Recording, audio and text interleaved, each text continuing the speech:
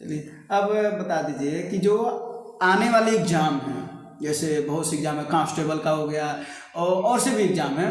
SSC का exam हो गया, ये कोई सा भी एग्ज़ाम हुआ है, तो जो हम जैसी फैमिली होती है, जो मिडिल फैमिली होती है, ठीक है, मिडिल फैमिली में भी दो होते हैं, एक मिडिल फैमिली अपर होती है, एक मिडिल फैमिली लोअर होती है, हम लोग मिडिल फैमिली लोअर के हैं,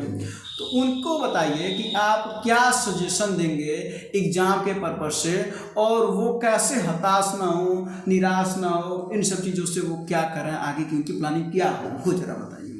देखिए, प्लानिंग का क्या है, तैयारी हमेशा, प्रिपरेशन जब आप करते हैं किसी भी चीज़ की तो दो स्टेप में प्रिपरेशन करते हैं। पहला स्टेप ये होता है आप बिल्कुल बेसिक से स्टार्ट करते हैं, आपको नॉलेज बिल्कुल नहीं रहती है तो आप शुरू किए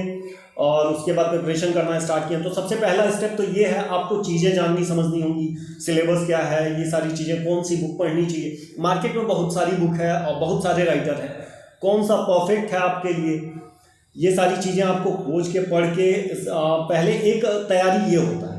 आप पूरा कंप्लीट करने के बाद फिर दूसरी तैयारी ये होती है एग्ज़ाम के अकॉर्डिंग। एग्ज़ाम की तैयारी, दूसरी तैयारी ये होती है जब आप एक बार सारी चीज़ें तैयार कर ली हैं, उसके बाद आपका सबसे बड़ी तैयारी यही होती है आप प्रैक्टिस कितना करते हो किसी चीज़ का। प्रैक्टिस और डेली बेसिस पे प्रैक्टिस की बात बताएं तो डेली बेसिस पे आपको प्रैक्टिस कितना करते हो वही आपको लोगों से अलग करता है। आपका फॉर्म, कोई भी फॉर्म हो, कहा जाए 20 लाख 25 लाख फॉर्म पढ़ते हैं, तो फॉर्म पढ़ना, अब उस 20-25 लाख में मान लीजिए 10,000 सीटें हैं तो 10,000 सीटों में आना तो आपको कुछ अलग करना पड़ेगा। बिल्कुल। और अलग यही एक ही चीज़ आपको कर सकते हैं कि आप प्रैक्टिस कैसे करते हैं, आप कितनी प्रैक्टिस करते हैं इस चीज़ का, आप कितना तैयारी करते हैं, कितनी बुक से पढ़ते हैं, इस बात पर बिल्कुल नहीं करता है, आप कितनी प्रैक्टिस करते हैं। प्रैक्टिस के साथ साथ आप जैसे आप कोई प्रैक्टिस सेट कर रहे हैं या फिर कुछ भी स्टिक दे रहे हैं, स्पीड टेस्ट दे रहे हैं, तो उसमें आप प्रैक्टिस तो किया, एनालिसिस उसको कितना अच्छे से किया। जैसे कोई एक चैप्टर का क्वेश्चन आपको नहीं आ रहा है तो आपने एनालिसिस किया, प्रैक्टिस कर दिया, एक बार आपने पेपर दे दिया, 200 क्वेश्चन कंप्लीट कर लिए,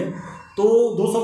क्वेश्चन कंप्लीट करने के बाद आप एनालिसिस कीजिए उस चीज़ का। आप पेपर देते हैं, पेपर देने में आप 2 घंटे टाइम लगाते हैं, तो एनालिसिस में हम कहते हैं आप 4 घंटे टाइम लगाना। लेकिन 4 घंटे टाइम लगाने के बाद आप एक एक क्वेश्चन पे एनालिसिस करो, जो क्वेश्चन नहीं आता है उसको तुरंत उठाओ, तुरंत खत्म करो उस चीज़ को। यही परफेक्ट वे होता है, एज ए मेरा मानना है,